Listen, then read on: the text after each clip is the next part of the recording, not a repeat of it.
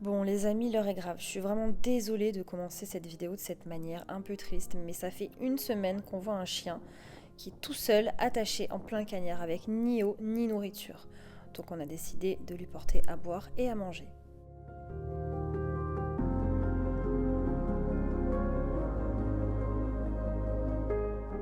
On va faire ça tout au long du séjour, tous les jours, et je vous tiendrai au courant avec des nouvelles du chien.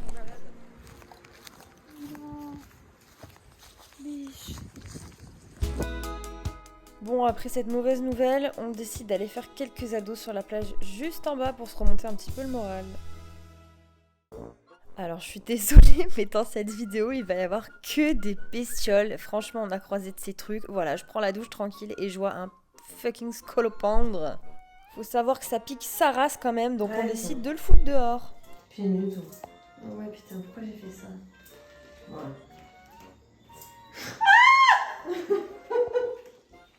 J'ai perdu. Oh non! Quoi? Comment ça? Ça va bien. Ouais, elle va, ouais. On se remet à peine de nos émotions et le lendemain, on n'entend pas un bruit de crapaud dans la chambre de Patricia. Sauf que le problème, c'est que le bruit venait de son lit.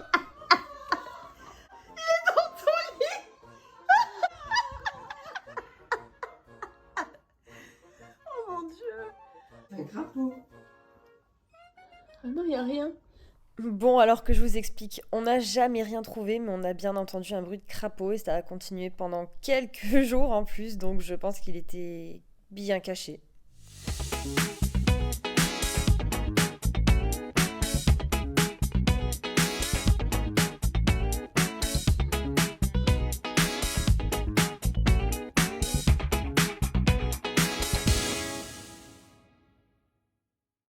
Quelques nouvelles du chien Tibouboule. Alors il est très content de nous voir chaque matin, il sait qu'on lui apporte de l'eau et à manger. Le problème c'est que mon cousin a une amie sur l'île qui est vétérinaire et il aurait apparemment les vers du cœur, donc c'est pas bon signe.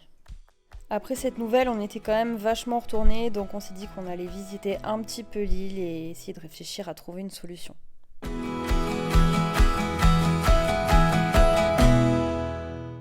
Je sais pas si vous captez le nombre de chenilles rasta qu'il y a sur cet arbre, il y en a absolument partout. Et pour finir la journée, toujours pareil, en rentrant, on s'est arrêté un petit peu sur 2-3 sites qui nous paraissaient sympas. C'est la maison du sorcier. Ah ouais. Les apprends à tirer dedans. Là voilà, 2-3 petites choses sympas. Ça aussi c'est sympa. Qu'est-ce que c'est? On est aussi passé devant le cimetière de Mornalo qui est assez atypique. Et un bon petit cocktail pour se détendre de cette journée assez chargée. Nouvelle journée détente à la plage. Aujourd'hui on est parti du côté de Port-Louis. C'est la plage du Souffleur et c'est dans mon top 3 de mes préférés de Guadeloupe.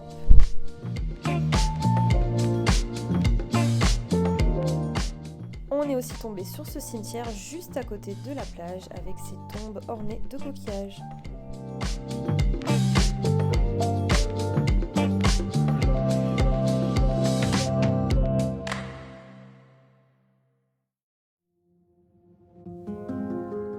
On a trouvé une ancienne prison d'esclaves qui est abandonnée depuis très longtemps. Il y a aussi un cachot d'esclaves, donc on va faire un peu de... Comment ça s'appelle déjà? Je me rappelle plus. Là tu viens la nuit, là t'explores avec tes lampes là. C'est parti pour l'exploration. Comme vous pouvez le constater, je suis très bien habillée au niveau des chaussures. Construite au 19e siècle, les esclaves auraient été contraints à prendre part au chantier de la prison. Celle-ci regorge de légendes. En réalité, il y a peu de chances que de vrais esclaves y aient été enfermés, seulement des criminels. Ouais, il y a carrément un arbre entier qui a poussé dedans, c'est ouf. Elle est composée de 3 pièces. La première servirait à renfermer les esclaves les plus récalcitrants et les plus difficiles à soumettre. Ils y auraient même été oubliés. La deuxième concerne un célèbre occupant d'une de ces cellules, Légitimus. Lorsque les gendarmes sont venus le chercher, ils n'ont trouvé qu'un figuier maudit qui avait poussé dans la cour. La troisième, afin de punir les maîtres, les esclaves y auraient planté des graines de figuier maudits afin que les arbres et le temps se chargent de venger leurs avertissements. Ce figuier maudit, aussi remarquable que majestueux, est au cœur de ces légendes. Cette atmosphère figée par le temps et cette sensation chargée d'histoires fortes et douloureuses a marqué la Guadeloupe.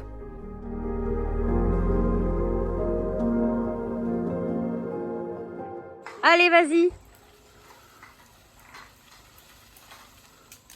Bah ça tombe plus.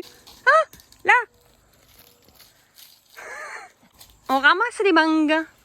Allez, tire, tire, tire. La fourmifleur, une magnifique espèce vivant dans les eaux subsahariennes. Les amis, aujourd'hui on part faire une activité que j'attends depuis le début du séjour, à savoir essayer d'observer des dauphins et pourquoi pas des baleines. Il me semble qu'on s'est levé vers 5h30 pour être à 8h pétantes sur le bateau, donc on a vu un magnifique lever de soleil et là des centaines de dauphins, même plusieurs bancs de centaines d'individus de plusieurs espèces différentes. Et là je vous laisse kiffer le moment parce que c'était vraiment magique.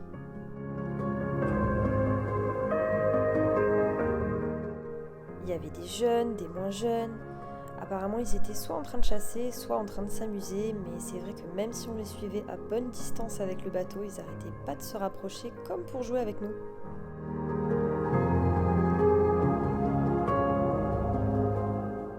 Là, concrètement, il était en train d'écouter, voir si on n'entendait que des dauphins ou s'il y avait quelque chose de plus gros.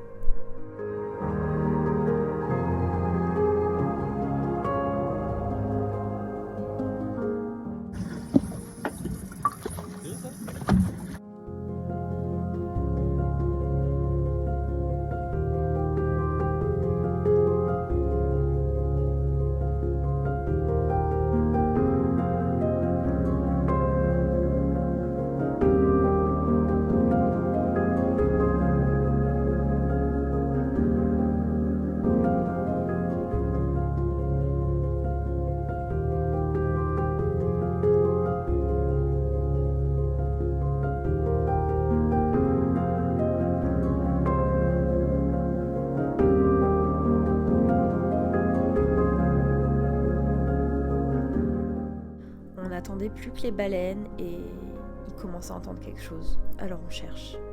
Et là, on voit.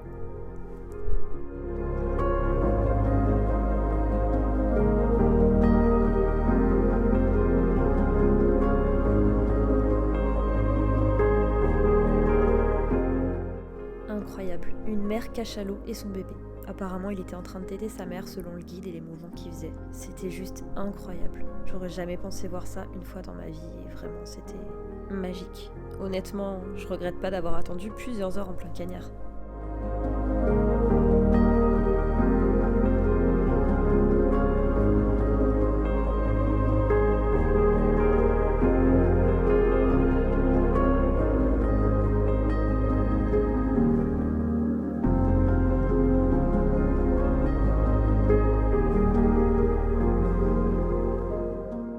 De retour au port, je suis comme une gosse et j'arrive même pas à me rendre compte de la chance que j'ai d'avoir pu voir ça. Alors on profite, petite plage et toujours des étoiles plein les yeux.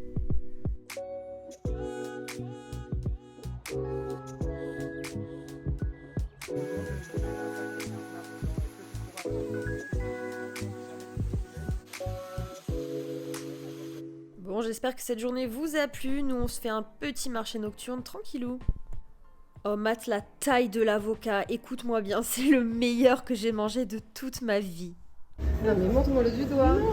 Mais il est loin? Non, il est là, regarde. Ah putain. Tu crois que c'était lui dans le lit de Patou qui nous a suivis ?